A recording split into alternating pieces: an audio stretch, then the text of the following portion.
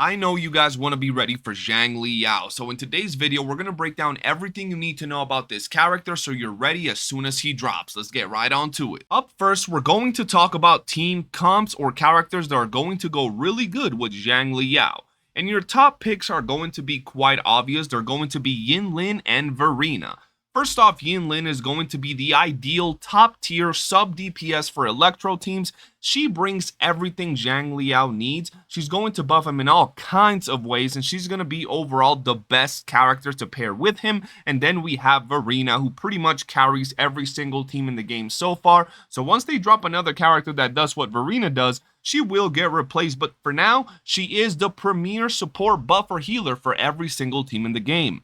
When it comes to your second picks, we have two characters here that are going to make your teams a little bit more laid back, more relaxed, but they're not going to be ideal. And those are going to be Jiang Xing and Yuan Wu. Both of these characters are going to be pretty damn nice. Applying a little bit of buffs and support to your XIANGLI YAO, allowing him to survive more, have a more comfortable playstyle, a little bit of off-field DPS support as well. So these characters are not bad. And for your third pick, you're going to have Calcaro, or Calcharo as I like to call him.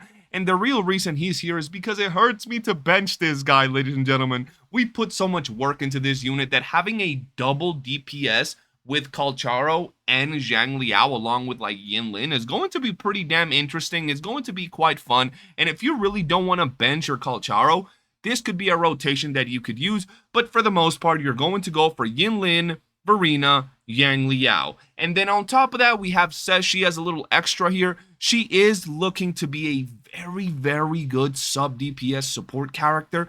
Incredibly strong, but we're going to wait until we can test her out more to see how she fares and how she rotates with XIANGLI YAO. Nonetheless, it's very important to point out that she is looking to be a very useful and very strong character for most team compositions. Now let's talk about the materials we're going to need in order to max out our brand new character. And as you can see, there's a lot of things here, so you want to make sure you get to farming as soon as possible, especially things like unending destruction, because you know that you can only get a certain amount of these every single week. So get to farming as soon as you can. Now, I know that saying you need all these materials might be a little overwhelming. Well, I'm going to link this page in the description of the video, but you can come right here and check exactly how many materials you need for each one of the levels. And if you scroll down on this page, you will see that you can also check the skill attributes and stat enhancements you will be getting as you level up your skills. And if you scroll all the way down to the bottom of the page, you will see that they have a calculator, so you know exactly how many resources you need to take them to very specific character levels, their skills to very specific levels. And as you can see right here, we're taking level 7 and level 70 for your character as a base formula because that's the most common place most people will be at. And as you can see right here, it tells you exactly how many things you need. And you can bring this all the way up to level 90, which is max character level currently. And it'll tell you exactly how many materials you need.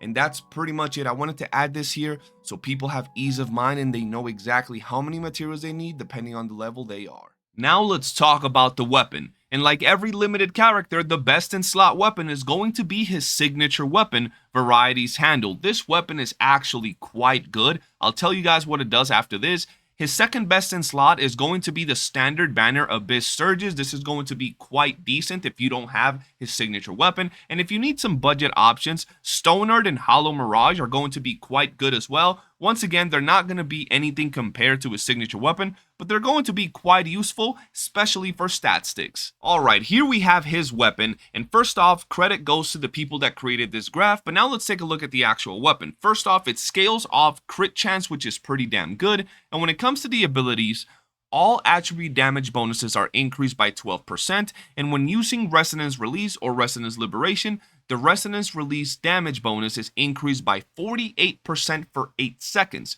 When casting Resonance skill, this effect is extended by 5 seconds and can be extended this way up to 3 times. Ladies and gentlemen, this weapon is so freaking good.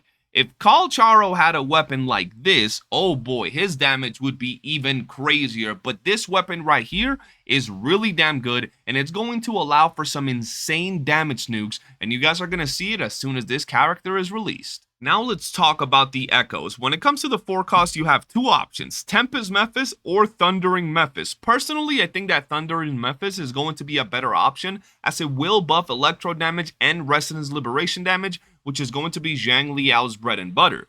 When it comes to the 3 costs, these are the ones that we currently have available when it comes to Electro, so pretty much pick whichever one you want, and when it comes to the 1 cost, pretty much anything will work for you. Now let's have a look at the Echo stats, and he's going to be built pretty much the same as every single main DPS. When it comes to the 4 costs, you're going for crit rate or crit damage, preferably crit damage, seeing as his weapon already offers crit rate. If you're having a hard time getting crit rate on your substats though, you can go ahead and slot in a 4-cost crit rate, and this is going to make it a little bit easier to get your right numbers. Nonetheless, crit damage for your 4-cost is going to be ideal. When it comes to the 3-cost, elemental damage is going to be your bread and butter, but you can go for 1 elemental damage and 1 attack percentage. At the end of the day, the differences on these is not that big. Go for whichever one gives you the best substat rolls. And for your 1 cost is going to be quite simple, attack percentage. When it comes to the substats, we already know crit rate, crit damage, resonance liberation damage, attack percentage, and energy regen. This is what you want to get on this character to make sure his rotations and his damage are as best as you can possibly get them. Now, there is one more thing I want to show you guys, and this is how to go about getting extra resources so you can speed up your character's leveling. And the first place we're going to go to is Uncle Wei. If you go over to Uncle Wei, you will see that he sells several materials that are going to help you leveling up your characters, as you can see right here. And this is going to make everything so much easier. It might not be a whole bunch of them, but if you go out of your way, you can go ahead and buy yourself several of these items. And even if they're in the lower rarity, you will still use these and they will help you out a ton. So let's go ahead and buy some of these just to start getting ourselves set up. Our next stop where you can get some materials and make your grind a lot easier is going to be the Shifang Pharmacy. If you go over here and you talk to Coco, you will see that she sells a bunch of resources that you're going to need in order to level up your characters. So do be sure to come over here and talk to her in order to make your grind a lot easier. Now, I do want to point out you can come to this particular part of the map to get a bunch of violet coral in case you don't want to depend on the pharmacy. And this is going to be a really good area. As you can see, they're all really close to each other. So do be sure to come out here and pick these up as fast as you can.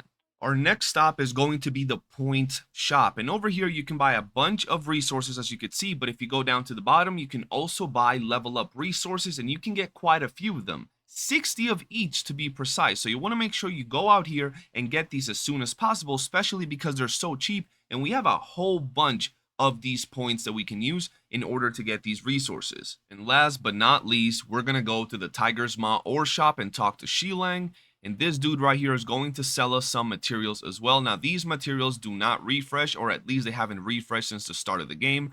But as you can see, you can get some nice little resources that are going to help you out leveling up your character. Alright, and that pretty much wraps up the video on everything you need to know regarding Zhangli Yao. I do hope you've enjoyed it. If you did, hit that like button, subscribe, comment. I would really appreciate it, as we're slowly trying to build back the channel. I know I'm not dropping as much content as I used to, but we're slowly trying to get the motivation back up, rebuilding the channel and all that good stuff. I really appreciate the support.